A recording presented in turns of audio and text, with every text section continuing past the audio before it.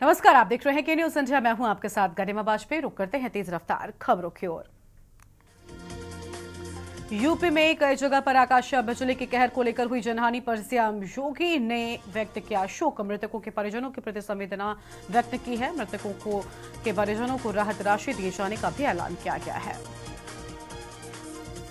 अखिलेश यादव ने एक्स पर पोस्ट करते हुए भाजपा सरकार पर जमकर निशाना साधा। लिखा कि अयोध्या में अरबों रुपयों के जमीन घोटाले की जांच हो। गरीबों और किसानों से जमीन लेना हड़पने जैसा है।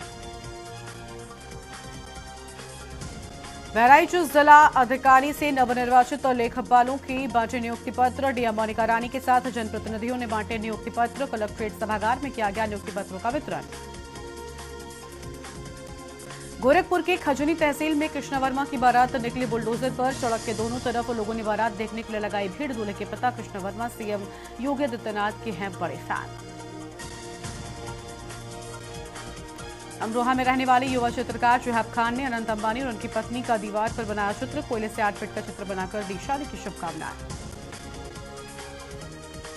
राज्य मंत्री जल शक्ति विभाग रामकेश निषाद ने बाढ़ प्रभावित इलाकों का किया निरीक्षण। रामखाना मरोड़ में निरीक्षण कर अधिकारियों को दिए दिशा निर्देश। स्थानीय लोगों से जाना उनका हाल।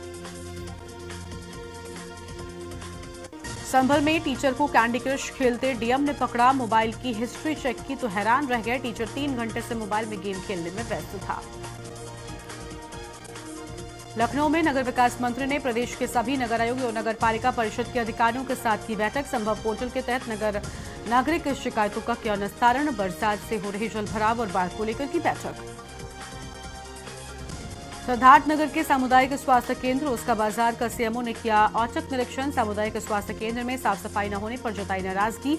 सीएमओ रजत चौरसिया ने कहा कि बहुत सी कमियां देखने को मिली हैं, जिसको लेकर निर्देशित किया गया है और बाहर की दवा न लिखने का भी निर्देशित किया गया है। पीलीभीत में पालिका परिषद कार्यालय में बैठक का हुआ आयोजन। सभासदों और सफाई नायकों की हुई बैठक। बारिश में काम करने वाले कर्मचारियों की सुरक्षा के लिए सुरक्षा किट वितरित की गई। सफाई के लिए नए पावड़े भी दिए गए। बलिया को मिले 138 नव चयनित लेखपाल। परिवहन मंत्री व जिलाधिकारी ने कलेक्ट्रेट सभागार में आयोजित कार्यक्रम में 51 चयनित लेखपालों को नियुक्ति पत्र दिए हैं। मंत्री व जिलाधिकारी के हाथ नियुक्ति पत्र पाकर लेखपालों के चेहरे खिल उठे। कानपुर में कहीं तेज तो कहीं धीमी होगी बारिश। मौसम विभाग के अनुसार माहौल में नमी 92% हो गई है और गरज चमक के साथ स्थानीय स्तर पर मध्यम और भारी बारिश का पूर्वानुमान है। मानसूनी रेखा के उत्तर की तरफ बंगाल की खाड़ी से नमी आ रही है। फतेहगढ़ के कलेक्ट्रेट सभागार में नवचयनित लेखपालों को नियुक्ति पत्र वितरित समारोह का हुआ आयोजन। 49 लेखपालों की नियुक्ति की गई है। नवनियुक्त लेखपालों में से 25 की तैनाती तहसील कामगंज, 10 की तैनाती फर्रुखाबाद सदर व 4 की तैनाती अमृतपुर तहसील में की गई है। बाराबंकी में मुख्य चिकित्सा अधिकारी कार्यालय के सभागार में संवाददाता सम्मेलन का हुआ आयोजन। मुख्य चिकित्सा अधिकारी ने कहा कि यूपी की जनसंख्या वर्तमान में भारत की जनसंख्या का 16% है।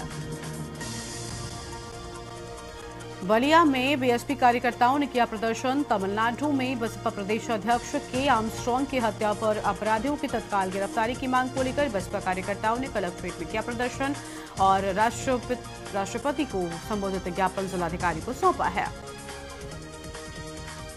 रायबरेली में सलोन कोतवाली स्थित सूची पुलिस चौकी की छत पर चढ़ा सांड। सांड को नीचे उतारने में पुलिस के छूटे पसीने। छत पर चढ़े सांड का वीडियो सोशल मीडिया पर वायरल। वीडियो वायरल होने के बाद सपा प्रमुख ने एक्स पर ट्वीट करते हुए लिखा, जनता पूछ रही है उत्तर प्रदेश में क्या चल रहा है, सरकार या सर्कस।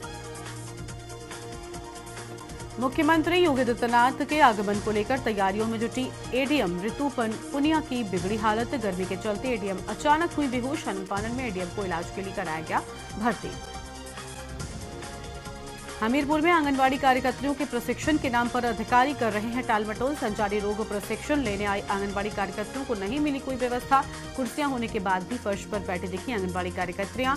अधिकारियों की लापरवाही से आंगनबाड़ी कार्यकर्तियों को नहीं मिली कोई भी सुविधा। एटा में पिलुआ थाना क्षेत्र में नगला द्वीप के पास जंगलों से लुटेरे हुए अरेस्ट। एटा पुलिस 28 लाख की लूट का किया खुलासा। वरिष्ठ पुलिस अधीक्षक ने प्रेस वार्ता कर जानकारी दी है। पुलिस ने 2 आरोपियों को गिरफ्तार भी कर लिया है। एटा कोतवाली पुलिस ने 3 टप्पेबाजों को गिरफ्तार किया है। ये आरोपी तमिलनाडु, चेन्नई, पश्चिम बंगाल जैसे राज्यों में लोगों से करते थे धोखाधड़ी। भोले भाले लोगों को बनाते थे अपना शिकार। वाराणसी में दरोगा ने लड़की से युवक को थप्पड़ जड़वाए। बेइज्जती से आहत लड़के ने गंगा में कूद कर दी जान। उप निरीक्षक और एक कांस्टेबल लाइन हाजिर। कानपुर में आकाशीय बिजली गिरने से किसान की मौत। खेत में बकरियां चराने गया था किसान। आकाशीय बिजली की चपेट में आई बकरी की भी मौत। मौत की सूचना पाकर परिवारजनों में मचा कोहराम। बलिया में युवक ने महिला पर किया जानलेवा हमला। चाकू से गर्दन, पेट, पैर पर किया वार। गंभीर स्थिति देख डॉक्टरों ने बीएचयू किया रेफर। लखनऊ में यूपी एसटीएफ ने महाठग ज्ञानेश पाठक को किया गिरफ्तार। JKV multi state credit cooperative society limited company के डायरेक्टर को किया गिरफ्तार। बरेली में ज्ञानेश के खिलाफ 10 मुकदमे दर्ज और 25,000 का इनामी। उत्तराखंड में भी ठग पर 50,000 का है इनाम। हमीरपुर में बेसिक शिक्षा अधिकारी कार्यालय में उड़ी महिला सशक्तिकरण की धज्जियां। 2 महिला अनुदेशकों की नहीं सुनी किसी अधिकारी ने फरियाद। 9 महीने से अनुदेशकों को नहीं मिला वेतन। विद्यालय के अंदर जाने पर हेडमास्टर ने लगाई रोक। श्रावस्ती में अनियंत्रित बाइक सवार ने महिलाओं को मारी टक्कर। हादसे में एक महिला की मौत, 2 अन्य घायल। सड़क किनारे बैठी थी हादसे का शिकार महिलाएं। बहराइच के निजी अस्पताल में चल रहा घायलों का इलाज। शरदगढ़ थाना क्षेत्र के राप्ती नदी पर रोमन देई नाले के पास बने बांध पर फिसलकर गिरी कार। गाड़ी में फंसकर डूबने से ड्राइवर की मौत। बारात छोड़कर वापस आ रहा था ड्राइवर। स्थानीय लोगों ने गाड़ी को पानी से बाहर निकाला। कन्नौज में अरबाज हत्याकांड का आरोपी बिच्छू गैंग का गुर्गा गिरफ्तार। मुखबिर की सूचना पर पुलिस को मिली सफलता। नामित हत्यारोपी गौतम जोशी को पुलिस ने दबोचा है। पुलिस अरबाज हत्याकांड में 7 आरोपियों को पहले कर चुकी है गिरफ्तार। हमीरपुर में सुमेरपुर इंस्पेक्टर राकेश कुमार के खिलाफ गैर जमानती वारंट जारी। न्यायाधीश का आदेश। पुलिस अधीक्षक कराएं एसएचओ को हाजिर। फर्रुखाबाद में हत्या के मामले में गवाह रहे सुमेरपुर एसएचओ राकेश कुमार। फर्रुखाबाद कोर्ट ने गैर जमानती वारंट जारी कर अदालत में हाजिर होने का दिया आदेश। बलिया में मात्र 1 घंटे की बारिश ने खोली जल निकासी व्यवस्था के पोल। शहर में जगह जगह पर हुआ जल भराव। कोतवाली जपलीनगंज पुलिस चौकी में भी घुसा पानी।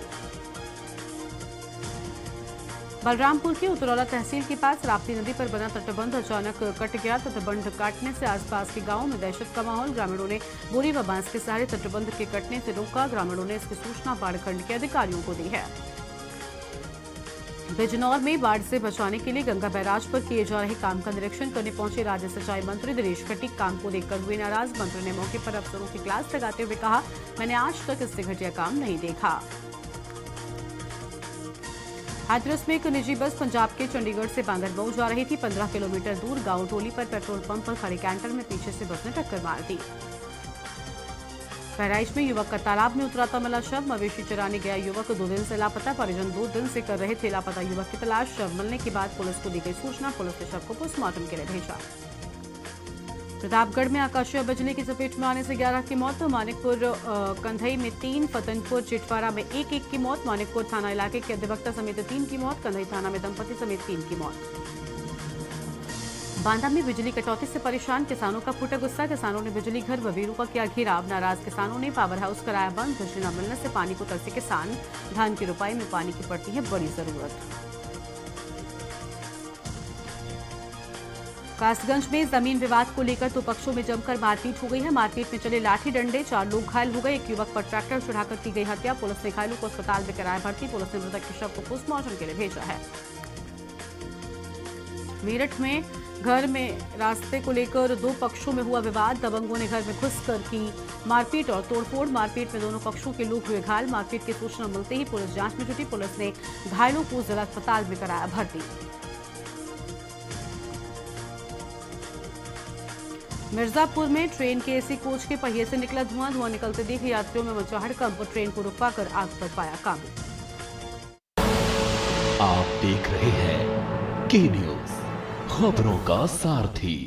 ब्रेक के बाद आप सभी का स्वागत है। इस बीच प्रयागराज से बड़ी जानकारी आपको बताते हैं। बड़ी खबर प्रयागराज से, जहां शहर के कई मोहल्लों में बिजली गुल नजर आई है।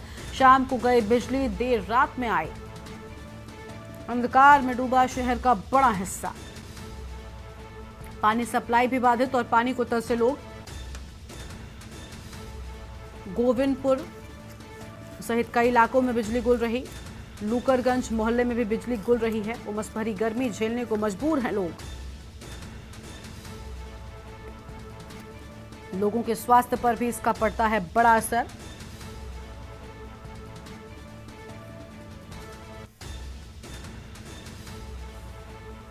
अंधकार में डूबा शहर का बड़ा हिस्सा।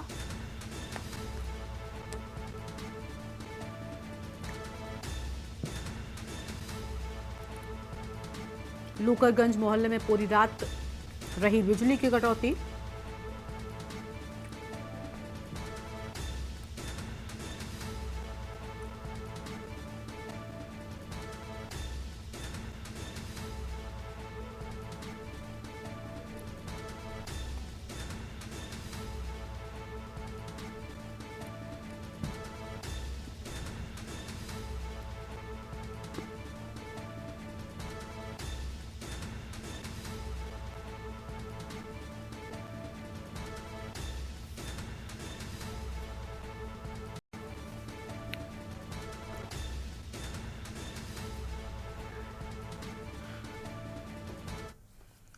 और अब सीधा आपको बलरामपुर से तस्वीरें दिखाते हैं, जहां बाढ़ग्रस्त इलाकों का निरीक्षण करने के लिए पहुंचे हैं मुख्यमंत्री योगी आदित्यनाथ और लोगों से यहां पर संवाद भी करने के लिए मौजूद हैं। और देखिए तस्वीर आपको हम दिखा रहे हैं, जो बाढ़ आपदा प्रभावित परिवार हैं उनसे संवाद करेंगे मुख्यमंत्री योगी आदित्यनाथ।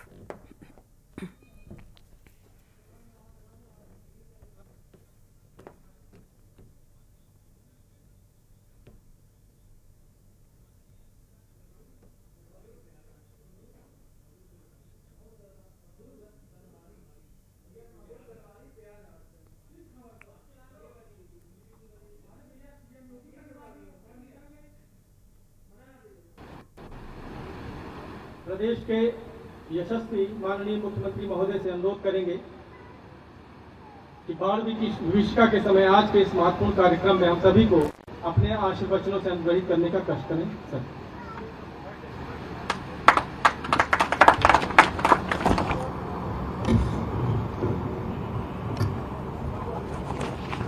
जनपद बलरामपुर में बाढ़ बचाव और राहत कार्यों के निरीक्षण कार्यक्रम में आज मेरे साथ में यहां पर उपस्थित प्रदेश के जल शक्ति मंत्री श्री स्वतंत्र देव सिंह जी, जिला पंचायत की अध्यक्ष श्रीमती सुश्री आरती तिवारी जी, विधायक बलरामपुर श्री पलटू राम जी, विधायक तुलसीपुर श्री कैलाशनाथ शुक्ला जी, विधायक उतरौला श्री राम प्रताप वर्मा जी, पूर्व विधायक श्री शैलेश कुमार सिंह सैलो जी,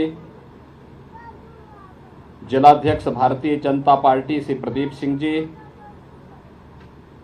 अध्यक्ष नगर पालिका परिषद बलरामपुर श्री धीरेन्द्र प्रताप सिंह धीरू जी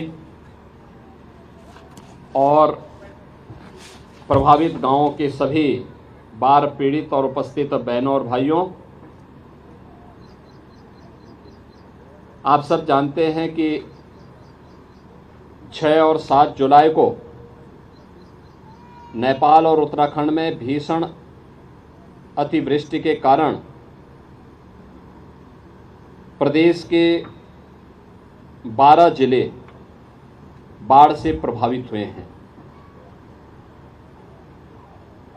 15 से लेकर 17 लाख की आबादी इन 12 जनपदों में प्रभावित हुई है और जिसमें पीलीभीत, लखीमपुर खीरी, श्रावस्ती, बलरामपुर, बाराबंकी, शाहजहांपुर से लेकर के पूर्वी उत्तर प्रदेश के अन्य जनपद भी इस बाढ़ से असमय प्रभावित हुए हैं।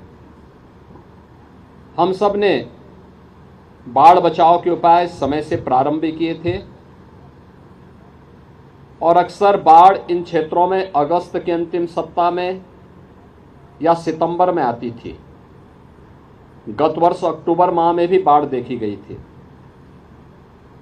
लेकिन इस बार बाढ़ जुलाई प्रथम सप्ताह में ही आई।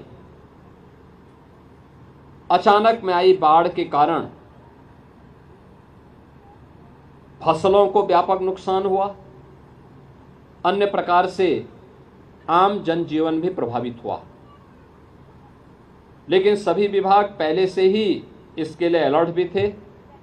अभी मैं श्रावस्ती से आया हूं, कैसे 11 लोगों को जो नदी के बीच में फंस गए थे अचानक बाढ़ के कारण, रात्रि में रेस्क्यू करके उन्हें पीएसी की फ्लड यूनिट ने वहां से सुरक्षित बाहर निकालने में सफलता प्राप्त की। ऐसे ही अन्य जगहों पर भी।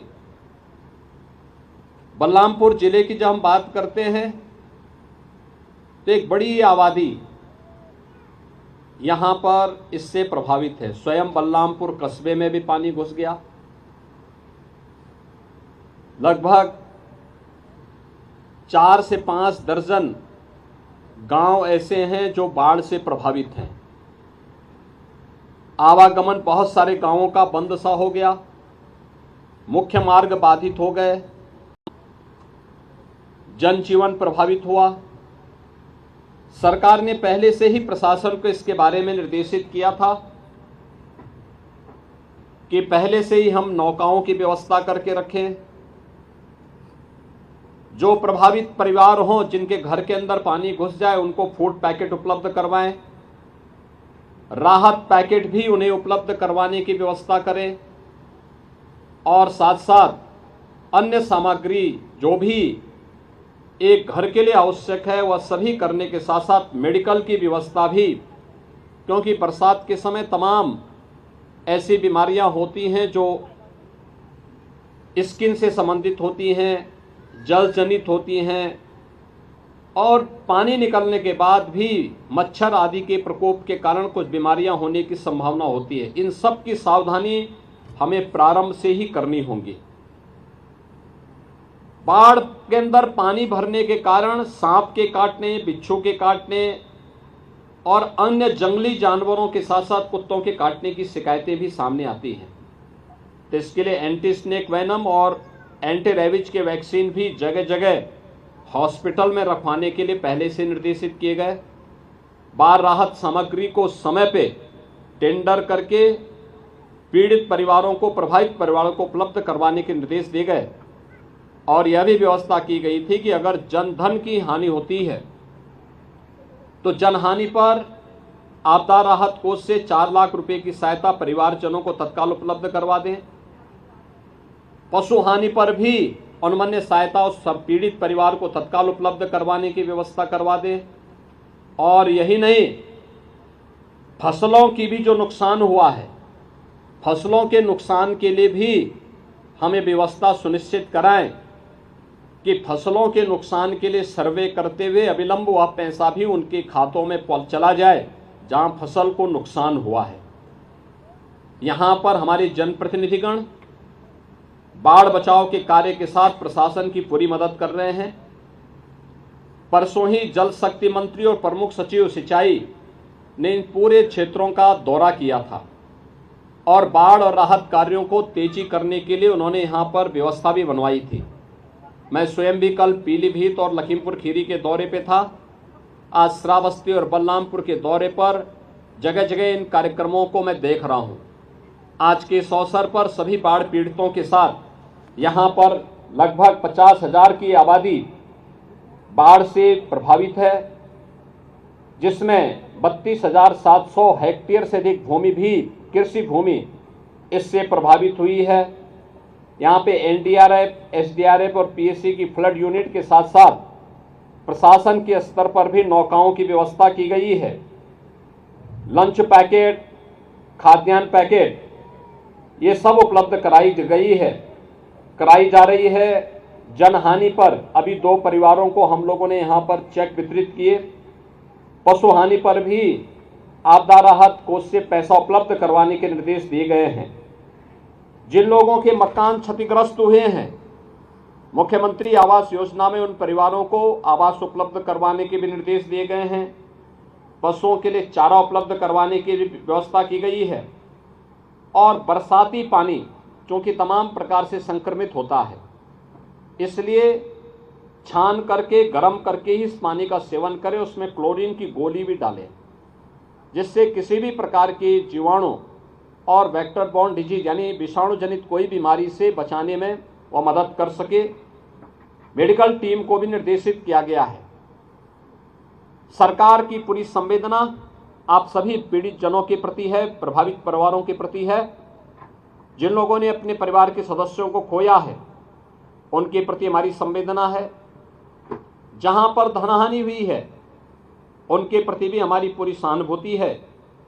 और मैं आप सबको इस बात के लिए आश्वस्त करने के लिए आया हूं कि सरकार इस आपदा की घड़ी में आपके साथ खड़ी है और डबल इंजन की सरकार आपके हितों के लिए कार्य करेगी। जनप्रतिनिधिगण, हमारे विधायकगण यहाँ पर पूरी प्रतिबद्धता के साथ आपके साथ मिलकर के बचाव और राहत कार्यों को तेजी से आगे बढ़ाने का कार्य करते हुए प्रशासन को गांव-गांव में राहत सामग्री पहुंचाने की व्यवस्था भी करवाने में अपनी मदद करेंगे।